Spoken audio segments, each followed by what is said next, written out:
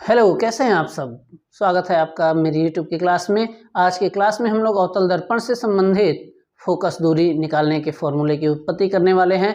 आपको पता होगा 1/f equal 1/v plus 1/u focus दूरी के लिए फॉर्मूला है। यहाँ से फोकस दूरी निकाली जाती है कब, जब प्रतिबिंब की दूरी और वस्तु की दूरी ज्ञात हो तब। इस फॉर्मूले से रिलेटेड या एक लेंस का ही फॉर्मूला है 1/f equal 1/v minus 1/u। इन दोनों फॉर्मूले से रिलेटेड कोई ना कोई क्वेश्चन आप एग्जाम के बोर्ड पेपर में जरूर देखते हैं।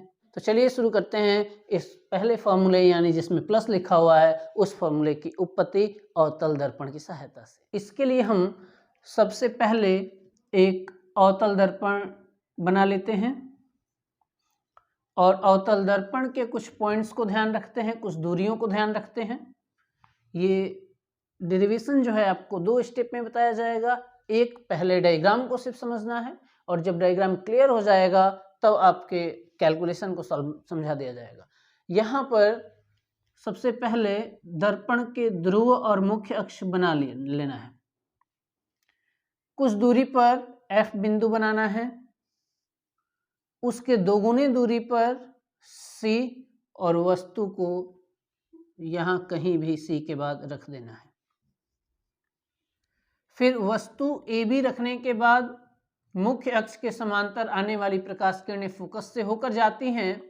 इस वजह से हम एक प्रकाश किरण समानांतर लेकर आएंगे और फोकस से इसे हम परावर्तित कर देंगे। फोकस से ये वापस लौट जाएगी, ये प्रकाश किरणें फोकस से लौट जाएंगी। दूसरी प्रकाश किरण, क्योंकि पता है आपको प्रतिबिंब बनाने के लिए हमेशा दो किरणों की आवश्यकता है, तो दूसरी किरण हम लोग C से लेकर आएंगे। यहाँ C से यानी वक्रता केंद्र से आने वाली प्रकाश किरणें दर्पण से परावर्तन के बाद पुनः उसी मार्ग में वापस लौट जाती है। अब ये लौटती हुई किरण और यहाँ से लौटती हुई किरण इस बिंदु पर एक दूसरे को काट रहे हैं, लंबवत मिला दिया जाएगा और इसका नाम मैं A डैश B डैश लिख दे रहा हूँ। वस्तु कभी भी मुख्य अक्ष पर लंबवत रहती है और प्रतिबिंब भी हमेशा मुख्य अक्ष पर लंबवत ही रहता है। हमें पहले दूरियों को ध्यान से समझना है। जैसे वस्तु की दूरी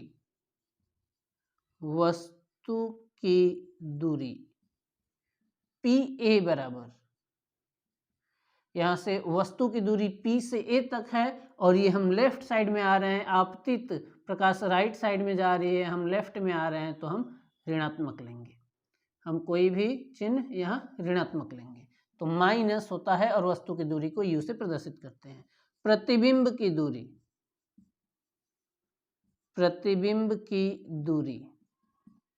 प्रतिबिंब ये A डैश B डैश है, P से ही सारी दूरियां मापी जाएंगी तो PA डैश बराबर -V।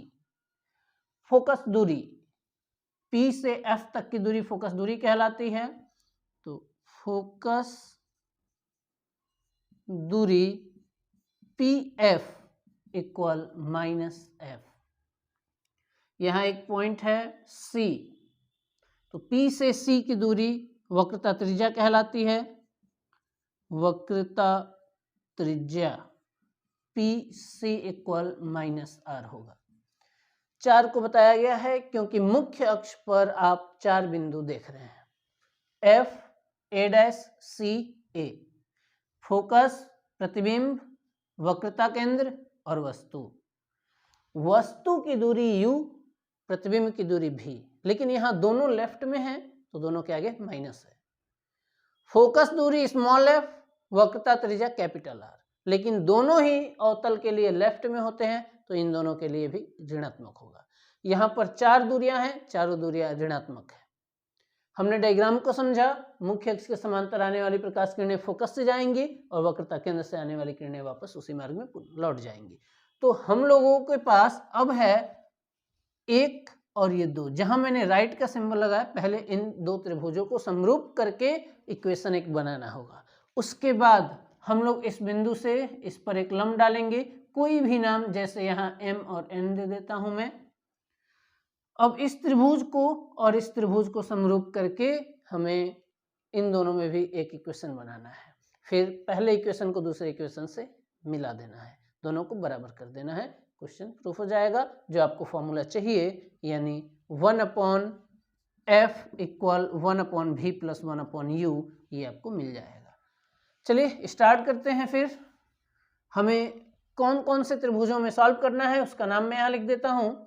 त्रिभुज BAC तथा त्रिभुज A'CB'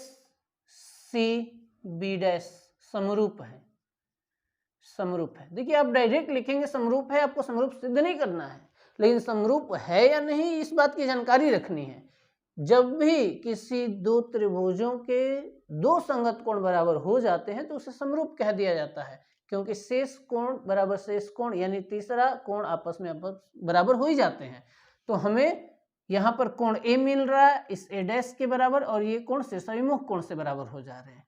तो दो अलग अलग त्रिभुजों के संगत कोण आपस में समान है, इसलिए समरूप है। बस जानकारी रखनी है, समरूप सिद्ध करना नहीं है, हमें तो यहाँ फॉर्मूला प्रूफ करना है। अब इन दोनों त्रिभुजों में समरूप हो गए ये, इसलिए देखिए समरूप त्रिभुजों की संगत भुजाएं समानुपाती होती हैं, इसलिए अगर एक का हम लोग लंब भुजा लेंगे तो दूसरे का भी लेंगे। जैसे यहाँ पर AB बटे में, तो इसमें परपेंडिकुलर क्या है A', B', इसमें आधार CA, तो इसमें आधार A', C, यानी लंब तो इसका भी लंब, इसकी आधार भुजा तो इसकी भी आधार भुजा, और इसको बना देंगे इक्वेशन फर्स्ट। ये क्यों लिख रहे हैं? क्योंकि समरूप त्रिभुज है, समरूप त्रिभुजों की संगत भुजाएं समानुपाती होती हैं। तथा त्रिभुज, अब ये जो मैंने क्रॉस किया है दोनों में, इन दोनों का नाम लिखता हूं और इन्हीं दोनों में प्रूफ करना है। इधर से आ जाते हैं NMF तथा त्रिभुज, इसका नाम हो जाएगा FA'B में समरूप है। ये भी यहां लिख देता हूं मैं, समरूप है, समरूप है। इसलिए अब इसमें क्या है, लंब भुजा MN है, MN, और इसकी लंब भुजा क्या है, नीचे है A', बराबर। इसमें आधार भुजा है M से लेकर F तक, MF, और इसकी आधार भुजा है FA'। चूंकि यहाँ अगर देखें हम तो जितना AB है उतना ही MN भी होगा। इसलिए होगा क्योंकि ये मुख्य अक्ष के समानांतर लाइन खींची गई है, और समांतर लाइनों के बीच की दूरी हमेशा समान रहती है। इस वजह से AB बराबर, तो MN की जगह AB लिख देता हूं, AB बराबर हो जाएगा MN के। MN की जगह मैंने AB लिखा, और नीचे क्या है A', MF/F A', यहाँ लिखना पड़ेगा चूंकि MN को क्या लिखा गया है, AB। कैसे लिखा गया है, तो समांतर भुजाओं के मध्य की लंबवत दूरी समान होती है, समान होती है। अब मैं इसे इक्वेशन सेकेंड बना दूंगा, और अब समझिए आप इक्वेशन फर्स्ट और सेकेंड से। इक्वेशन फर्स्ट में AB है और बटे में AB', सेकेंड में AB है और AB', तो मैं यहाँ लिखूंगा समीकरण 1 तथा समीकरण 2 से, और क्या मिल जाएगा हमें, हमें क्या मिल जाएगा, इसका ये दोनों इक्वल है आपस में, तो ये दोनों इक्वल हो जाए, राइट साइड इक्वल हो जाएंगे क्योंकि लेफ्ट साइड इक्वल है। तो CA/A'(C) इक्वल MF/FA'।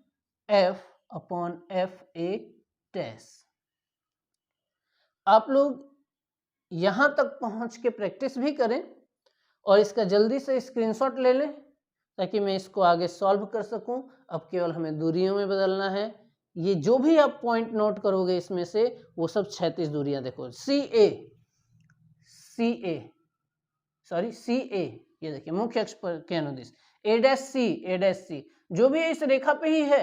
MF से F, F A dash, F A dash, यानी जो भी देखोगे अब लंबवत दूरियां खत्म हो चुकी हैं, सिर्फ क्षैतिज दूरियां हैं। तो हमारे फॉर्मूले में भी तो सिर्फ क्षैतिज दूरियां ही होती हैं, यू, वी, एफ और आर। अब हमें सिर्फ क्षैतिज दूरियों में इसे बदलना है। अब जल्दी से स्क्रीनशॉट करें, फिर मैं आगे सॉल्व करता हूं। तो इसे अब मैं मिटा देता हूं और हमें जरूरत पड़ेगी सिर्फ इस लास्ट लाइन की और डायग्राम की।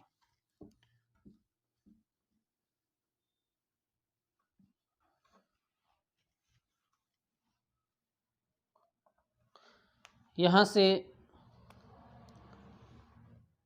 सी A upon A dash C equal M F upon F A dash लिख लेता हूं।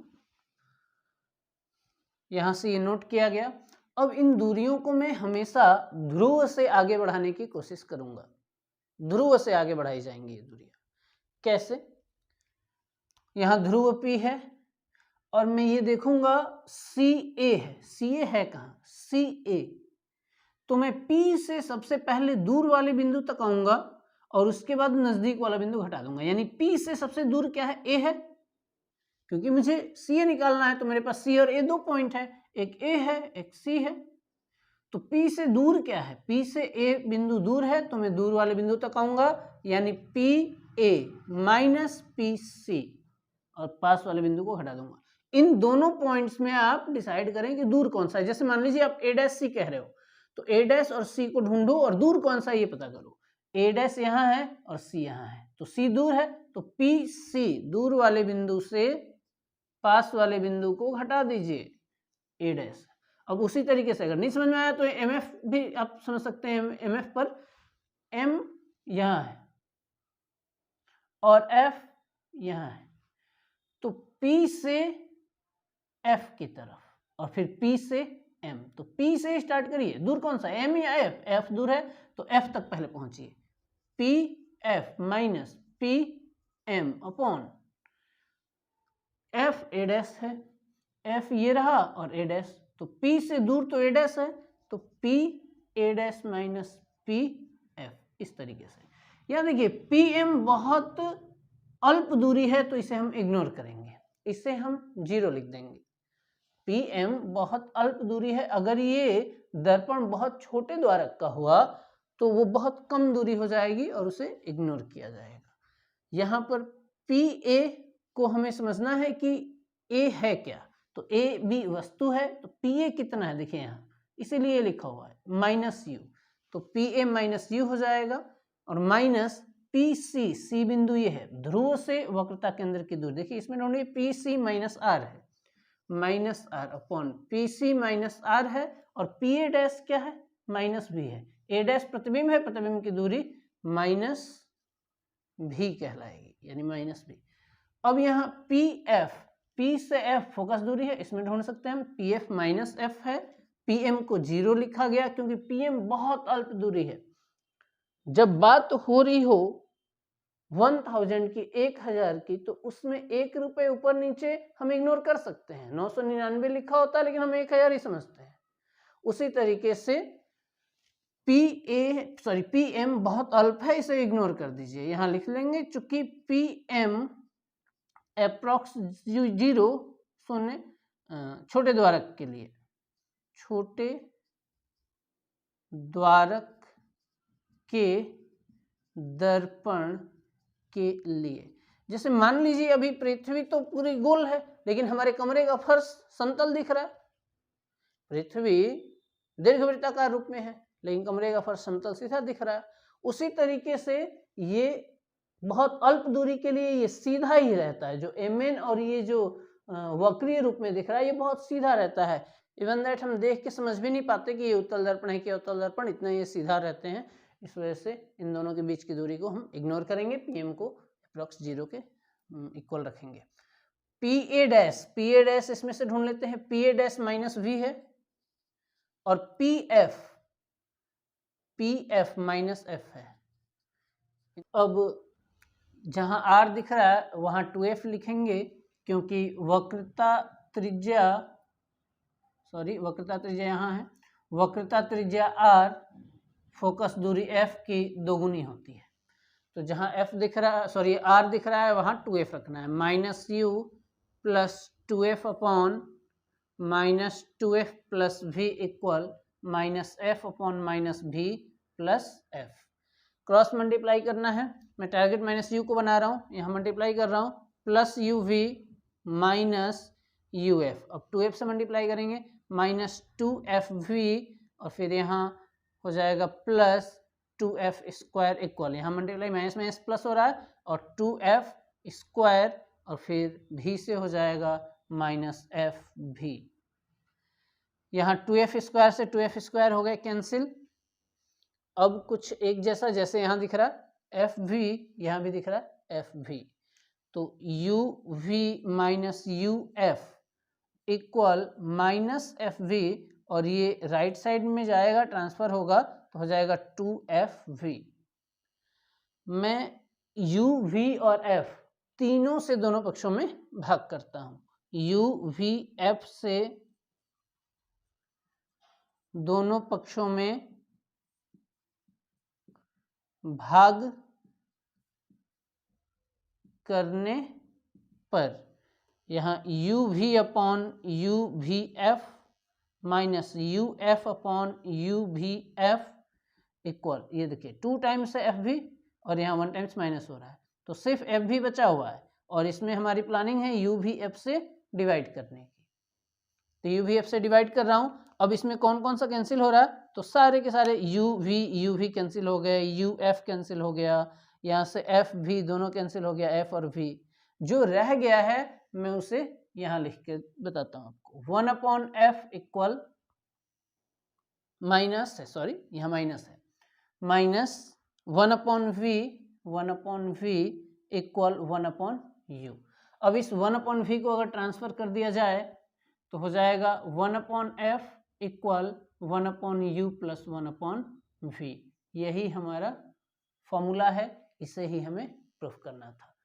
अगर आपको कुछ परेशानी आ रही है तो ज़रूर कमेंट करें। बार बार वीडियो को देख के आप उसे वीडियो को पॉज करके नोट्स बना के प्रैक्टिस करके इसे आसानी से समझ सकते हैं। बस ध्यान ये रखना है कि हमें किसी तरीके से इन लंबवत दूरियों को आपस में कैंसिल आउट करके सिर्फ क्षैतिज दूरियां जो मुख्य अक्ष के अनुदिश चल रही हैं उन्हीं दूरियों को ले लेना है, और ऋणात्मक चिन्ह सब में इसमें लगता जाएगा, क्योंकि अवतल दर्पण के सब पॉइंट्स लेफ्ट में ही होते हैं और बाएं हाथ की तरफ चलने पर सभी ऋणात्मक चिन्ह लिए जाते हैं। तो आज की क्लास में आगे हम लोग दर्पण के आवर्धन क्षमता को समझ लेते हैं। एम से इसे प्रदर्शित करते हैं, आवर्धन क्षमता है क्या। एक्चुअली आवर्धन क्षमता का मतलब है कि किसी वस्तु का प्रतिबिंब कितना बड़ा करके दिखाया जा रहा है। आवर्धित करना यानी बड़ा करके या छोटा करके, मैग्निफिकेशन। देखिए ये मार्कर है, इस वस्तु का प्रतिबिंब कितना बड़ा बन जा रहा है या कितना छोटा बन जा रहा है। अगर आप यहाँ देखोगे तो ए बी और यहाँ ए डैश बी डैश, अब वस्तु ए बी है, उसका प्रतिबिंब उससे छोटा बना हुआ है, तो कुछ न कुछ उसके आकार में परिवर्तन हुआ है। अगर परिवर्तन नहीं होता है तो आवर्धन क्षमता उसकी एक है, कोई फायदा ही नहीं है उसको लगाने का। आवर्धन क्षमता m से प्रदर्शित किया जाएगा, और आवर्धन क्षमता का सीधा सा मतलब है कि किसी दर्पण द्वारा किसी वस्तु के प्रतिबिंब की लंबाई, प्रतिबिंब आई कह लो आप, प्रतिबिंब की लंबाई जो कि डायग्राम में आपको a डैश b डैश दिख रहा है, तथा उस वस्तु की लंबाई जो ए बी दिख रहा है आपको डायग्राम में, ए बी के अनुपात को दर्पण की आवर्धन क्षमता कहते हैं। किसी दर्पण द्वारा किसी वस्तु के बने प्रतिबिंब की लंबाई तथा स्वयं उस वस्तु की लंबाई के अनुपात को दर्पण की आवर्धन क्षमता कहते हैं। इसे m से प्रदर्शित करते हैं। इसमें इसकी इसका ध्रुव से दूरियां भी इंपॉर्टेंट होती हैं। तो दूरियों के रूप में अगर आप देखें तो m इक्वल प्रतिबिंब की दूरी क्या होती है v और वस्तु की दूरी u, तो ये भी इसका फॉर्मूला है। किसी दर्पण द्वारा किसी वस्तु के बने प्रतिबिंब की लंबाई तथा स्वयं उस वस्तु की लंबाई के अनुपात को आवर्धन क्षमता m कहते हैं। यहाँ V/U यानी दर्पण के ध्रुव से प्रतिबिंब की दूरी तथा दर्पण के ध्रुव से वस्तु की दूरी के अनुपात को भी आवर्धन क्षमता m कहते हैं। इसका मतलब यही है कि किसी वस्तु का प्रतिबिंब कितना बड़ा या कितना छोटा करके वो दर्पण बना रहा है। Thanks for watching. अगर आपको वीडियो पसंद आ रही है तो आप इस वीडियो को शेयर जरूर करें।